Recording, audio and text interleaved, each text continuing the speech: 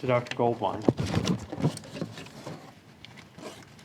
Thanks. Well, there are two Marcs in this panel, so for all of you that are tweeting, I'm Marc with a C and he's Marc with a K. Let me start with something that should be a non-controversial statement. I don't know if it will be, but it probably should be. We should be using the fact that SSDI is facing trust fund depletion as an opportunity to do comprehensive Social Security reform. This is, you heard in the first panel, the same demographics that are going to affect Social Security old age later are affecting disability now. This is clearly the warning sign. And if we do nothing about it, if we just did, say, a permanent reallocation or combine the trust funds, on a combined basis, the trust funds would run out sometime between 2030 and 2033. Now, that might seem like a pretty far time away, but think about it this way. Somebody who's retiring today at age 62 will still be 80 or less at the time that the trust fund exhausts and they get an across-the-board 25% cut. Somebody in their 40s and 50s today will just be entering the program. So it really isn't that far off. And the cost of waiting is extraordinarily high. The fact that you have fewer people to spread the pain around, whether it's tax changes or benefit reductions. The fact that we have less ability to slow the growth of benefits and we need more real cuts. Our inability to be on the right side of interest. Right now we have a big trust fund and we can kind of collect interest. And simply the passage of time just makes every change to the program harder tomorrow than it is today. I could see a situation in 2030 where we look at the entire program like we're looking at DI today and say there's no choice but reallocation. Of course, we'd have to reallocate from general revenue instead of from any other trust fund. But that's where we're headed if we don't enact Social Security reform soon, or at least facilitate it as part of this reallocation process. I'll now say something that may be more or maybe less controversial. You all can tell me. If we're not going to do comprehensive reform, at least we should view this moment as an opportunity to improve the disability program. And I'm not talking about cutting benefits. I'm talking about improving the program to make sure that people that should be getting benefits are getting them, and people and folks that are better off in another situation, whether it's in the workforce or a different program, are getting the assistance and help they need to be in that situation. In that context, I think there are a number of options, and you'll hear two in this panel, some were alluded to in the last panel, but I want to kind of just categorize the general areas where we can look to improve Social Security disability program. The kind of the easiest one, the low-hanging fruit, is program integrity. Fraud is not a huge problem in the system. It's not as if it's the reason that costs are growing, but when there is reports of fraud, it suddenly undermines faith in the system, and there is some money to be had. So we should certainly look to go after fraud, whoever's committing it, whether it's kind of at the lawyer level, the doctor level, the judge level, or the beneficiary. And separate from fraud, there are many folks that either shouldn't have been on the program in the first place or now may be able to work and are no longer should be eligible for the program. Making sure that we're effectively and efficiently conducting CDRs and funding them at the appropriate level to conduct them. That's continuing disability reviews can also help with the program integrity. Next, there's sort of the criteria, and we could go on for hours about the eligibility criteria, but one question is what makes you insured in the first place, and we can look at those roles. And the next question is, once you are insured, how do we decide if you are disabled or not? By its very nature, we can never have a computer say whether you're disabled or not. There's some amount of subjectivity, and so at every step in the process, we go by kind of a set of rules and guidelines, and many of those guidelines are medical listings or vocational listings or somewhat out of date. Certainly, there's room to improve them. Some of those improvements might cost money. Some might save money. You know, there may be some areas we want to liberalize, and folks that really should be on the program aren't getting on. There may be other areas where we're too lenient, but certainly some type of review of that I think makes sense. And there's other issues there within kind of the criteria. Next, there's the determination process. It's a pretty long, arduous process to get on the rolls, and in many ways, again, it's complicated and subjective. And there are a number of improvements that could be made, whether it's the number of steps in the process, or whether it's the rules of evidence, or whether it's how the lawyers, the judges function. And a number of ideas could kind of improve the overall process. You heard a lot of the last panel about work and the importance of work. I kind of divide that into two areas. We have return to work, folks that are on the program now, but we want to get back in the workforce. We already have a program for that, the ticket to work. Certainly there may be ways to improve it. We can look at kind of the cliff effects. When you leave the program, you kind of go from all your benefits to no benefits. Maybe we want to have some type of benefit offset or something. But we should certainly look at return to work. But the real money and the real opportunity to change people's lives is probably more, I shouldn't say probably, is almost certainly more on the front end. Almost certainly more on the early intervention side, when there are folks that are maybe marginal disability beneficiaries that with a little bit of additional medical treatment or assistive equipment or vocational retraining or employer accommodations may be better off staying in the workforce, maybe for a long period of time, maybe just for a couple of more years than they are going into the program. And there are many ideas. I know you'll hear about one of them this panel, and you heard one last panel. There are many ideas on the sort of early intervention side. The two areas left that I think are really important to look at, interactions with other programs versus public and private. How do we interact? How does SSDI interact with private disability insurance? How does it interact with workers' comp, Medicare, Medicaid, unemployment insurance? In some ways, we may be giving people double benefits that we don't mean to. In some ways, we may be setting them mixed signals. In some ways, we're just missing opportunities to coordinate and to kind of help these folks in a better fashion. But the fact that we operate all of these programs separately and often siloed isn't helping anyone. And then lastly, and this gets on to kind of the bigger structural questions, but right now we have an all or nothing Social Security disability insurance system. The truth is that everybody, pretty much everybody that applies is somewhat disabled. And we have to make a choice of whether they're disabled enough to be in the program or not.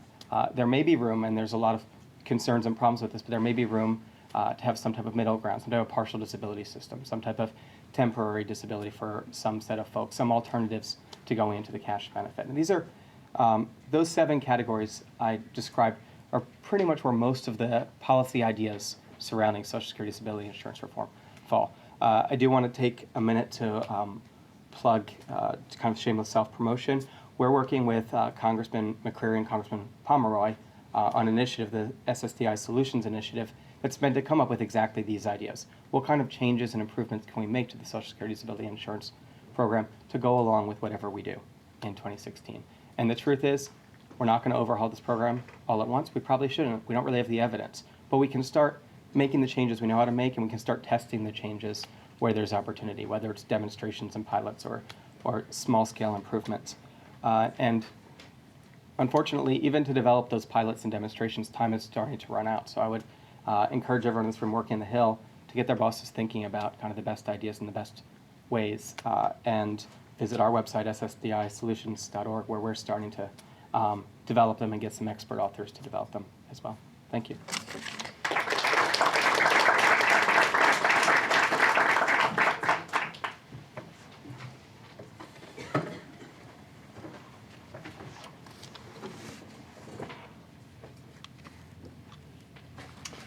Thank you very much. I appreciate the opportunity to present some ideas that I've been working on both through the Mercatus Center and also thinking about it a lot, particularly through my time on the Social Security Advisory Board. At the Social Security Advisory Board, we spent 2/3 of our time worrying about disability. So some of these ideas have their genesis in that effort. Let me start just by giving, where would we go? Wrong.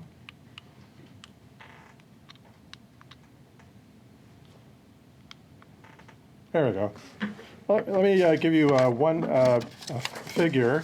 This is the projected number of years until the exhaustion of the Social Security Disability Trust Fund. Starting in 2004, we were 25 years away from exhaustion, whereas this year, of course, we're only 2 years away. This is a very rapid decline. It was much faster than projected. The cause certainly partially was the economy, but it's not entirely the economy, nor is it entirely even demographics. There's something else that is going on with this very, very rapid decline in the program. And part of it is the rate of disability awards. This comes from the trustees report, Age and Gender Adjusted Prevalence of Disability Insurance Benefits. This is over a longer period of time, from 1970 to 2013. But if you look, starting in 1984, where the eligibility criterion were loosened, and then throughout the thick and thin of the economy, the booming economy in the 90s, the recovery after the 2001 recession, you just have this inexorable increase in the rate of disability awards, even adjusted for age and gender, And this is despite the fact, as Andrew discussed, that other evidence shows that disability, if anything, has declined in the population. It certainly has declined among the elderly, and I think it's pretty commonly accepted that it's declined among the general population. So what accounts for this increase?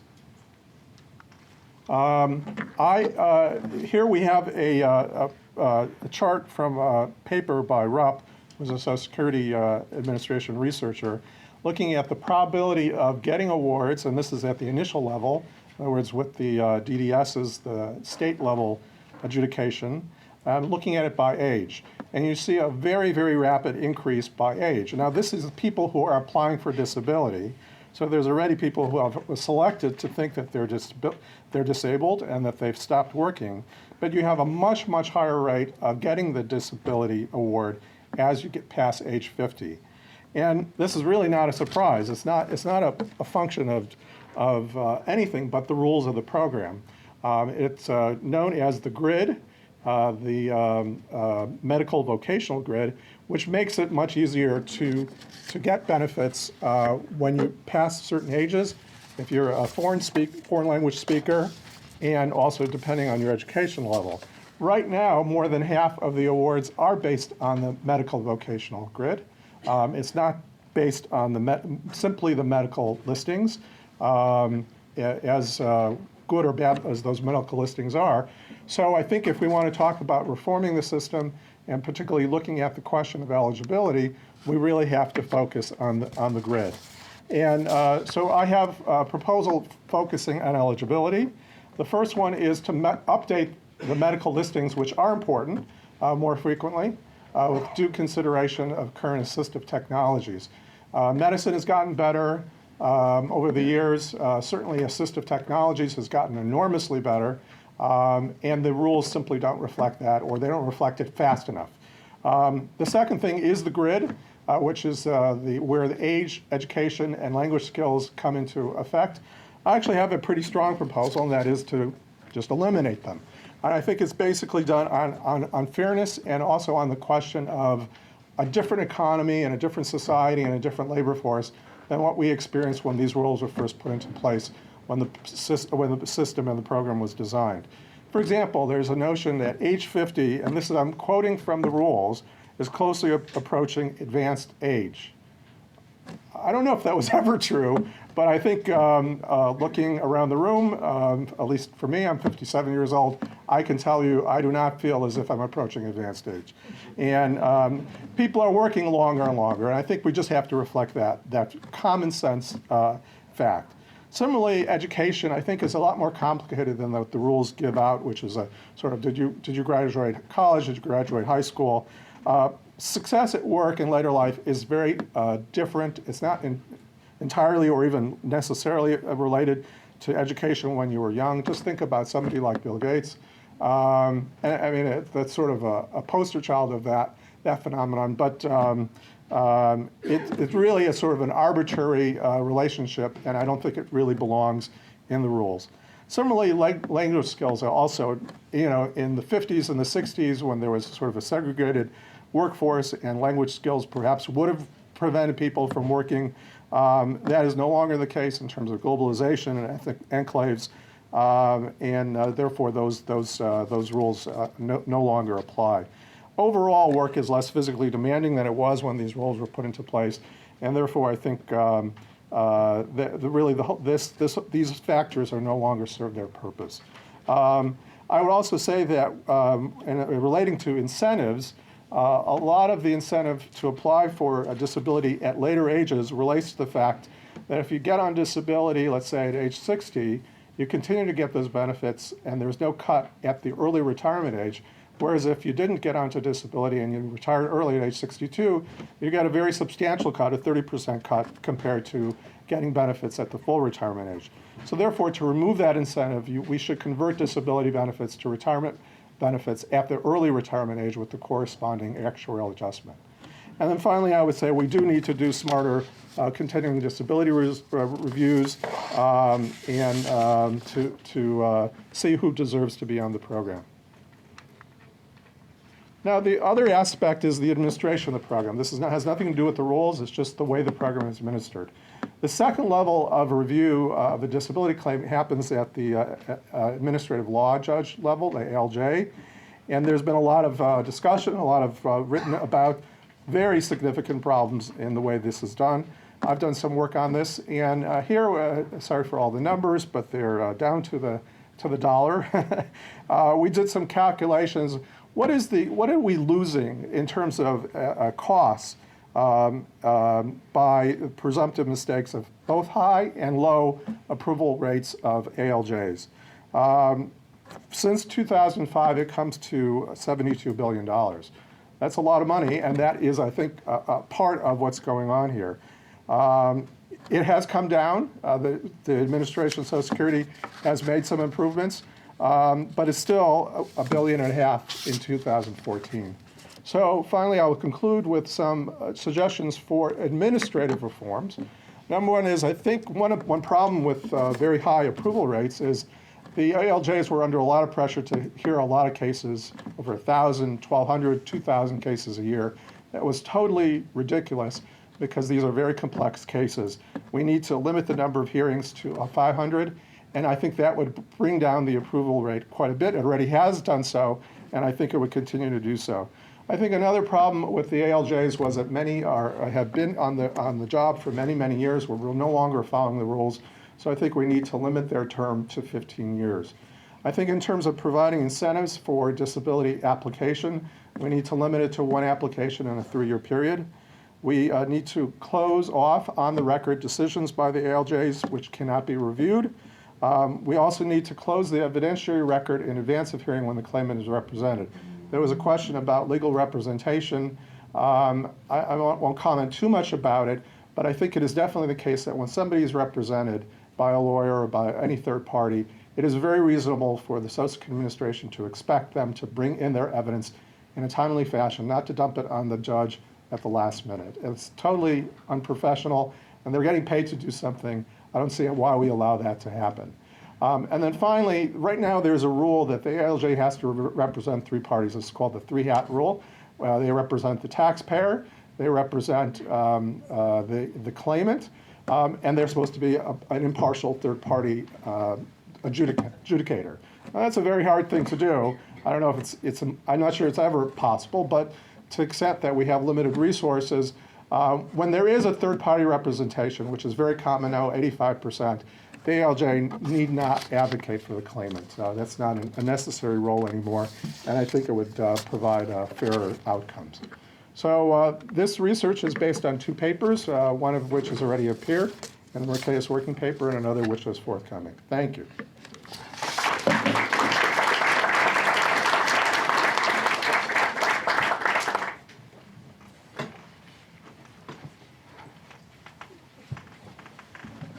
So I realize I am the last speaker, but we're also ahead of time, but I won't make that an excuse to go over. Unlike Andrew, I do have some slides, but I only have 3 slides, which should keep me kind of pointed and on target. There's a lot of attention, you've heard a lot of discussion today on whether or not the rapid growth in disability applications was foreseen, what the explanations are, whether they were demographic, economic, whether there's something else going on, fraud, waste, and abuse. You've also heard whether or not the growth will continue or abate or level off. Regardless, the program outlays have more than doubled over the past decade and currently will continue to grow. While the number of people receiving Social Security retirement benefits has steadily increased over time, again due to population growth and age, the disability program has been growing actually faster than the retirement program. So researchers and actuaries can debate these causes and issues, but the focus is kind of drawing our attention away from a more fundamental important issue, which we've also come to talk about today, which is we should have structural reforms to the program and should not lose sight of that, regardless of the solvency issue. We need to do something on the financing side. Time is running short. As Steve Goss mentioned in his opening remarks in the first panel, sometime around November, December of next year, give or take a month or 2, the program is going insolvent. That does not mean bankrupt, by the way. A lot of people say the program is going bankrupt. That is not true. It just means the trust fund is depleted. And by law, Social Security can still pay out in benefits what it collects in revenues through payroll taxes, which is if nothing is done, there'll be about a 19% reduction in benefits. No one expects that to happen.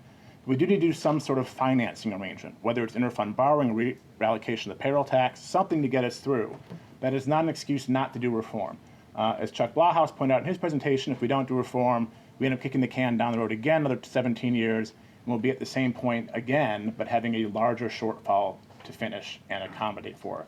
It's hard to do it now. It'll be even harder if we don't do something, if we wait 17 years to do it. It's important to look at the expansion of eligibility. The expansion of eligibility criteria in 1984 has also contributed to an increase in DI roles, and now just over 1/2 of all new DI awards are for musculoskeletal or for mental illness. It's very likely that some of these beneficiaries retain some capacity for work. Disability is not necessarily static. Marc G. pointed out that the nature of disability is now sort of changing. Historically, in some ways, we consider it static. It's an all-or-nothing program. Either you're disabled or you're not. Now we see a lot of cases because of musculoskeletal and mental where people can improve. It's not all or nothing, it's dynamic. Some may slide in and out. Think of someone who has back pain, for example, who would qualify for disability benefits under the current rules, but whose program they could improve. Or maybe they go into a program, they say, you know, I used to work 40 hours a week, I now have back pain, I can't work 40 hours a week, I'm applying for DI. Maybe they could work 15 if we gave them some work support, and they could improve if we allow for some accommodation. That we don't necessarily do right now, that's a problem with the program. You need to remember that disability, again, is a changing nature. Mental illness, musculoskeletal, it's not necessarily mean the program you're going to get worse. It could mean you could get better. We need to make accommodations for that. DI applications are also heavily correlated with unemployment. Usually in times of recession, applications go up, but award rates go down. Again, Steve Goss mentioned this as well. It's kind of interesting if you look at this chart. The gray bars are periods of recession. The top dotted line is applications. The bottom solid line is awards. In 1970, the benefit amount was actually increased. And when the amount of the benefit increased, you'll notice there's actually also an increase in applications. Surprise, surprise, people respond to incentives. The awards went up as well. Then you got to a point where in 74, roughly, Congress said, you know what, we're getting concerned that people are getting on DI. Let's tighten the eligibility rules a little bit. So Congress started tightening the eligibility rules in the mid-70s. You see the application rates go down, and the awards go down as well. However, this caused a really amazing, harsh backlash by the public, and Congress didn't like the backlash they got. And then so in the mid-80s, they did another reform that actually increased the eligibility standards to now include mental illness, for example, musculoskeletal, and that's the basis for the program we have today. The reason I want to point this out is that, again, when we talk about the idea of changing the nature of the program, Marc G. again mentioned whether we do eligibility rules. Mark W. has talked about whether we change the grid rules or get rid of them. We need to be careful how we do reforms, because just doing some sort of whole-scale reform that kicks people out the program will cause some backlash, could get people involved in kicking out the program who deserve to be on it, and some people who don't. We need to be very careful how we do reform. Marc G. also pointed out we need a lot more evidence to figure out what kind of reforms we should do and who'd be affected. The time is running out to do those kind of evidence-based reforms. We should start those immediately. We should have actually started them 20 years ago. In 2008, the reward rate went up to 38.57 and leveled off a bit. And you'll start seeing, again, there's sort of an uptick in applications starting in 2001 and continued through the Great Recession. This sort of points out, again, that there are probably some people who could have some residual function to work. This gets to your question earlier, sir, you had about whether or not there's fraud in the program. I wouldn't call it fraud. There are people who out there who qualify for Social Security disability insurance based on the current rules, but choose to work and can work, at least in some capacity. But when you get times of recession, those usually are jobs that are the first ones to go. And left with no alternative, they seek Social Security disability insurance, which tells me that we should do a better job looking at SSDI to being somewhere to help work support, not just considering an all or nothing where once they leave the workforce, they can never go back. And that's one of the reforms we're trying to figure out how to do now. The DI program has a horrible success rate returning people to work. If you look at all beneficiaries, about 2% of all return to work. If you think about it as those who are terminated from the program, whether for medical condition or go on to the retirement program, the success rate of returning people to work is less than 0.5%. I'd add from my research and many of the others you've seen up here from Mark W's, et cetera, that we do need to do reforms to the DI program. and we should support the underlying goal that there should be primary consideration to helping those with disabilities that can return to work, and those that can remain in the workforce, help them remain in the workforce.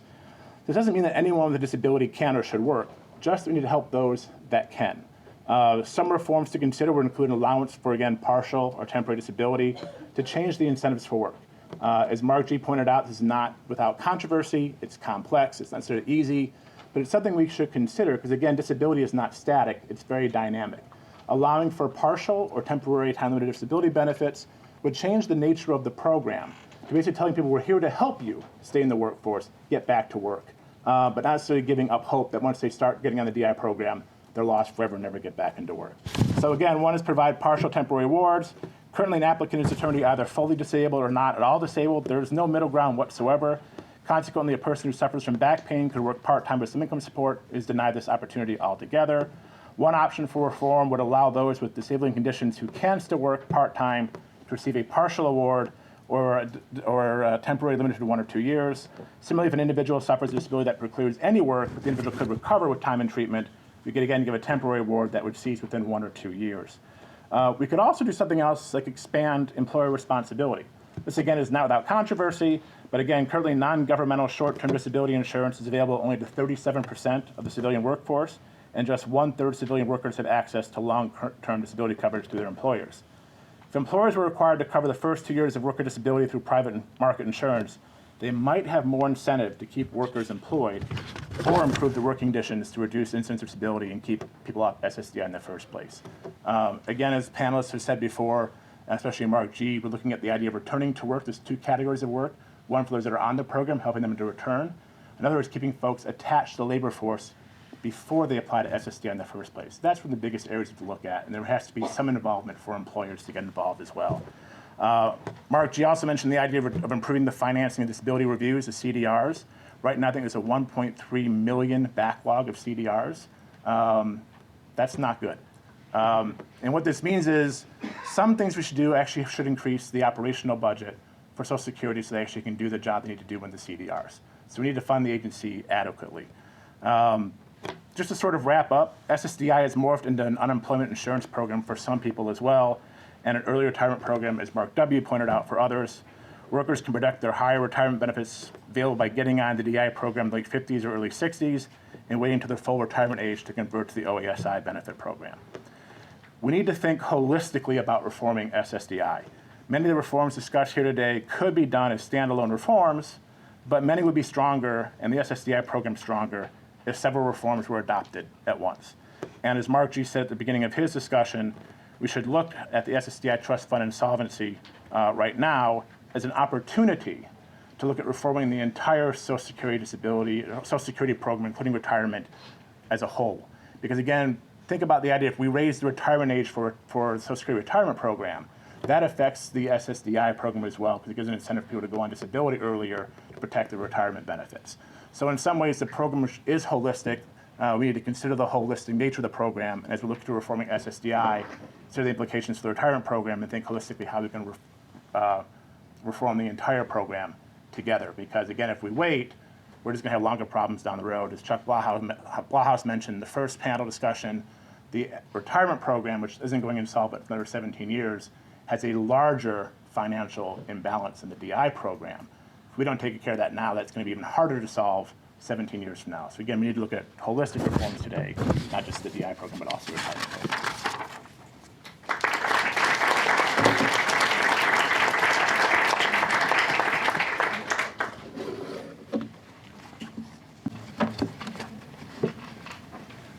Well, let's put Congress back to work. What is an approach? Because it sounds to me like there's a fair amount of consensus that there are things that can be done. What's something that might attract bipartisan support for some immediate work on this? You want that to go first? Why don't you? I'll go first, and then we'll go down. I think there is a commonality between both parties for those who are looking for reforming the program, for maintaining the program, that we all in some ways want to support work. And literally helping those that can work do some work. And again, right now the program is an all or nothing program. Either you're disabled and you get benefits, or you're not and you don't. There's no middle ground. Everyone I've talked to wants to help people who can work. How do we do that? Is it work supports? Is it through the EITC? Is it a temporary or partial benefit system? Is it getting employers engaged in the front end? Whatever it is, we should find some way, shape, or form to focus on helping people stay attached to the workforce, being a primary area for reform. Just following up on Jason's idea, a notion of a temporary partial program, disability program, is very interesting. But I think the one major reason why it is so controversial is that there's I think, a very reasonable basis to doubt whether the Social Security Administration could administer such a program, particularly given the difficulties with the current program. So therefore, perhaps a reasonable bipartisan idea would be to do a test of that idea to see whether it's viable or not. And in the meantime, other things can be implemented that are more known and directly related to the finances and the administration of the program. But I think that one might be an interesting one for a bipartisan test. So sadly, I think that SSDI has become much more of a partisan issue than it need be. I think in theory, there's lots of areas of potential agreement. We should all want to help folks stay in the workforce. It's better for the taxpayer. It's better for most disabled individuals if they're able to continue working and get support. We should all want lower fraud rates. We should all want better rules of evidence. We should all want better eligibility criteria that get people that deserve to be in the program on the program that are currently being rejected, and does the vice versa.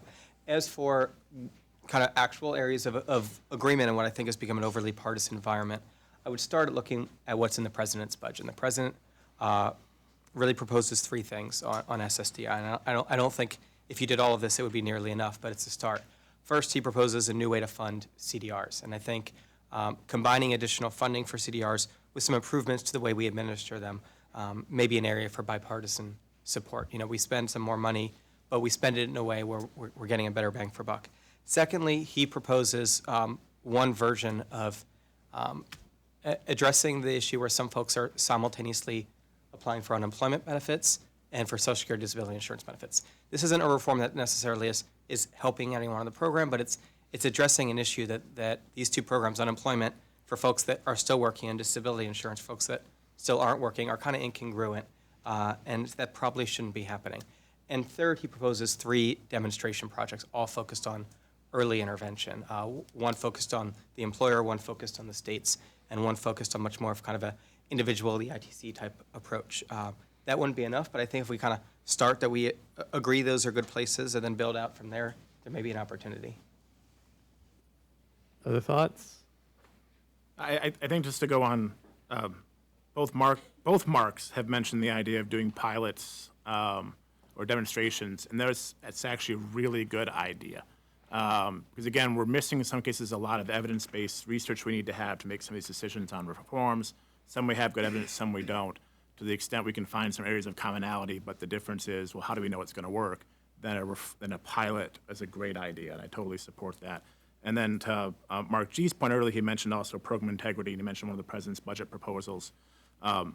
Whether or not I think there's a perception in the public that fraud, waste, and abuse is inherent in the disability insurance program.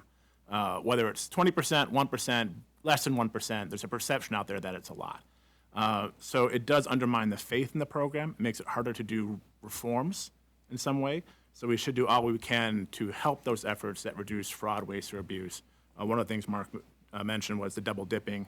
Sam Johnson, the chair of the Social Security Subcommittee on Ways and Means, has a bill that would eliminate that. The president has some sort of similar proposal. To me, that's a no-brainer. We should do it. It doesn't solve the problem, but again, it does help, and we should do things like program integrity. On program integrity, really quick, this is a very small issue, but one where I think there's growing support. We've started doing something called CDIs, cooperative disability investigations, where we kind of do these SWAT team investigations on fraud, and right now I think they're in about 25 states, and they're working pretty well, and there probably is opportunity to expand those CDIs to the other 25 states. Marc Warshawsky, you talked some about the appeals process and the ALJs and the backlogs there. Does that argue for more ALJs or just more productive administrative law judges? Well, I mean, the one problem with the way you phrase it in terms of more productive, usually it's phrased in terms of they're doing more cases. And that, in fact, was, I think, a big source of the problem that we had starting around 2005-06, where there was this, the backlog was beginning to grow, and there was this enormous pressure to do more cases. And the easiest way of doing more cases is just to grant the benefit. So I don't think we want to go down that route. In fact, I think we need to go in the opposite direction. With that being said, the question is, what we want is people to apply, sort of almost to sort of create the incentives to apply when you need to apply, and don't apply when you're not going to get the benefit. And that's the origin of my proposal to allow one application in a 3-year period. So that there really is, you should be serious about the application, and perhaps even be advised about the application, that there's a reasonable chance you're going to get the award, and that would reduce the number of applications, and you wouldn't have this backlog. Let's turn to you. What do you want to know? And if you have a question, we've got questions right down front here. I think you guys on the panel may be in trouble. We just like to talk. It's 3 quick comments. One, going to Marc's thought about the ALJs and the pressure put on them to process a lot of cases. And ALJs have said, if you approve the case, nobody cares. If you disapprove it, then there's a lot of more paperwork. And so I think you're exactly right. I think that goes to a broader issue where if you're at the agency, stuff like trust fund insolvency is really kind of secondary issue for you. You're trying to manage your inbox and your outbox. So the agency's interests on these issues are not always aligned with Congress's or that sort of stuff. A second issue on program integrity. If I remember right, the IG, the Inspector General's office, is a model for predicting application fraud that they use to tip them off of which applications should we look more closely at. This is going to the things of like up in New York where you have all the police and doctors coordinating. The interesting thing from that model might be to say, okay, system-wide, how much fraud does your model predict? It doesn't cover every aspect of it. It tends to cover these organized sort of things. We have a certain doctor doing things, but that might tell you something and give people some confidence of what's going on. And just so I'm hitting at everybody, Marc, you started out by saying, well, I think we need to look at comprehensive reforms of disability and the retirement side. I'm not from legislative strategy. I'm not really sure that's the best bet for 2 reasons. One is I think it's much easier to play defense on these issues than offense. You think of the Bush reforms 2005 were defeated. The ACA got through on the skin of its teeth. It's very hard to pass a big reform. Plus the subject matters are different. I mean, if you think to David's presentation of it's not just the DI program, but all these other intertwining issues and interest groups, and the retirement has Social Security retirement, plus what do we do about employer pensions and all the rest. So I think it might be actually more practical of getting something passed, but also getting something better passed if you focused on how do we help disabled people, broadly speaking, through all our policies, and then we think about how do we help retirement policies separately. Go ahead.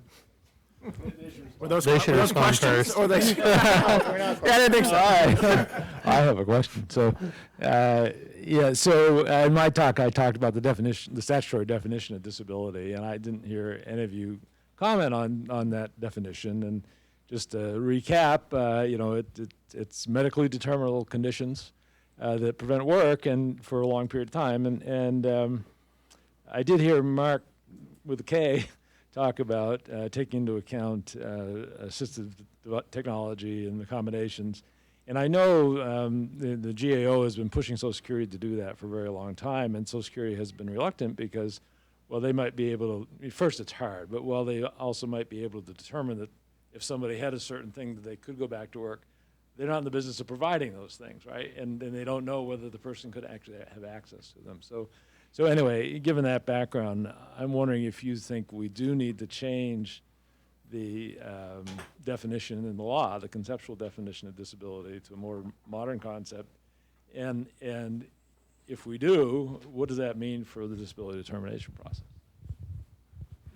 I'm not going to answer the second half of your question because it is very hard. It is very hard, and to be honest, I'm probably not well equipped to do it. But with regard to your first part of your question with the assistive technologies, actually my suggestion was not to do it on the individual level, but to do it at a macro level. So in other words, the agency should make a judgment, and they have panels that they bring in occasionally of experts. Are these technologies widely available and used?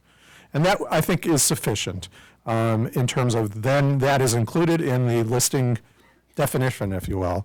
It would go a little bit of ways. I mean, I'm not going to oversell it at all in terms of, changing the nature of the definition of disability, but it would be slightly in your direction. So I think it's doable, and that's the nature of my suggestion. Other comments? Well, I'll respond to Andrew's comment, if I can. From a legislative strategy standpoint, obviously dealing with the entire Social Security system together is in many ways more difficult, and I totally agree. They have different populations. But I think it's important to remember, from a financial standpoint, the old age trust fund shortfall, both as a percent of its program and especially as the size of the economy, as the size of its tax base, is a much bigger problem.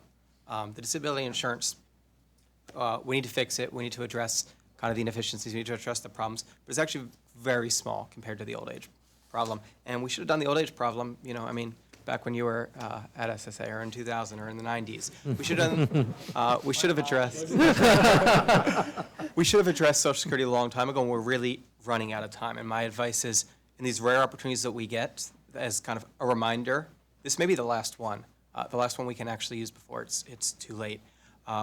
One option, one possibility here might be make some reforms to the DI program, have a short-term reallocation, and have a commission on Social Security and give them another year or two. But I wouldn't go much past that, because I think once we get into the 2020s, I don't know if we'll actually be able to solve this problem. And I guess I'll go back to Dave, your point about whether we should change the definition of disability, and I think the nature of disability has definitely changed. Again, it's not static, it's dynamic, and that calls into question whether we should change or at least modernize the legal definition for benefits. Whether it's modernizing the grid, eliminating the grid, doing something, so maybe the grid becomes the starting point for where you determine whether someone gets partial or temporary disability benefits. I don't actually have all the answers on how we should update that, but we should look into it for sure. Other questions for the panel? Yes, sir. Please do. It's coming very quickly. Thank you. So a lot of the panelists have talked about early interventions, and I know the need to gather more data so we know how those should be structured. But the bond didn't really work out methodologically, so how do we make sure that SSA structures the next pilots effectively so we can actually act on that data? So you've hit on a point about whether Social Security Administration has the administrative capacity to handle these issues adequately, and I think that's fair. One idea would be to have something. We have the Social Security Advisory Board, which Marc Warshawsky was a member of, and an audience member here, Alan Cohen, is here. There are experts who can serve in a capacity to help Social Security and advise them on ways to do demonstrations, I think, better, including those who are currently not on the advisory board. You could do. Their advisory board does technical panels that helps out with the trustees report. You could do a technical panel in some ways for disability demonstration projects.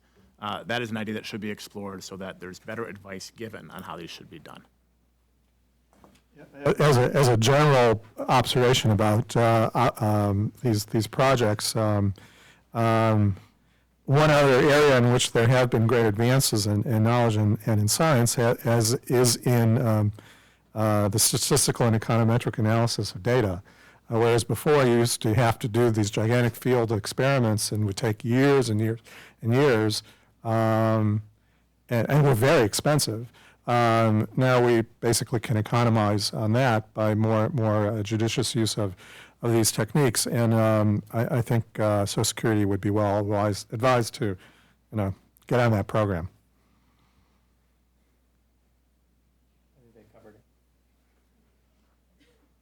Other questions? Well, panel, you've done a tremendous job. Oh, okay. There's a question from the panel. I'm going to take a prerogative of being a panel member to ask both Jason and I think Steve Goss is still here. Steve just walked. No, you were going to ask a question. Well, unfortunately, then, Jason, you're going to have to answer the question, and that is, both Steve and Jason said that in recessions, that disabled people are the first to go. I'm wondering, my understanding, and I'm not an expert on this at all, certainly either in law or in the economic literature, that would be illegal. That's discrimination. And so one question is, why doesn't that law work if it doesn't work? And then the second, more obvious and more important question is, what is the evidence that that happens? So let me rephrase the answer to that to maybe help get to your question. What you start seeing in times of recession is that the lower skilled jobs are the first ones to go in an economy. And that is sort of the evidence based in the Labor Department data. So it's not like all the economists and accountants and people who work at think tanks and government employees are the first ones to go. It's those who are in the service industry, the lower wage type jobs are the first ones to go. Those often tend to be people who are at the margin could be eligible for Social Security disability benefits. And so it's been a concern since I was at the agency working the trustees report, looking because I was there for the time of the recession, the Great Recession in 08. How do you help them stay attached to the workforce? And it's not like people are being let go because they're disabled. It's that they're in low-wage jobs in which that industry is impacted by the recession. And so there's just sort of layoffs that come in general, and they're just impacted more. But you bring up an interesting point about the ADA, American Disability Act. Is there a way to use the ADA as a better way to give work incentives to help people stay attached to the workforce as part of an early intervention for the Social Security Disability Insurance Program? And that's something I think some other scholars looking into for reforms as well. But that's why we're interested in sort of looking at the margin about other people who go on SSDI during times of recession who have some residual capacity to work that we're now sort of saying you're on the program and we're giving up on them as opposed to helping them stay attached in some way, shape, or form, either through work supports, partial benefits, or a temporary assignment. I'll just add, even if the reductions in employment were completely across the board, regardless of disability or not disability, a big part of the question is who then is able to find another job. And you can imagine discrimination was working relatively well for retaining work, but a lot harder to enforce and prove for hiring, especially for folks that don't necessarily have full work capacity and may have a different work capacity than when they originally hired for their prior job. That's a good question, though. I like that one. Thank you. So in other words, it's more subtle than... It's not just outright discrimination where someone says they're disabled, you're fired, but it's the problem you get to is with the economy-wide, and is I don't know if it was Chuck or Steve or somebody mentioned the idea of, may have been Dave or Andrew, that the economy is now shifting also from one of being manufacturing-based to one of more service. And again, think about us as panelists. We're in a service industry. As think tank members, those who work for consultants, that's considered a service industry. It gets away from sort of moving away from this manufacturing base. And so people who now start working in lower wage jobs in some ways other parts of the economy could be more impacted by recessions. And that's what we need to be aware of as well. And that is a perfect segue because the Committee for a Responsible Federal Budget and the Mercatus Center at George Mason University both are at your service. We are here to be a resource to you and hope that you will call on us. Please join me in thanking the panel and thank you for joining us.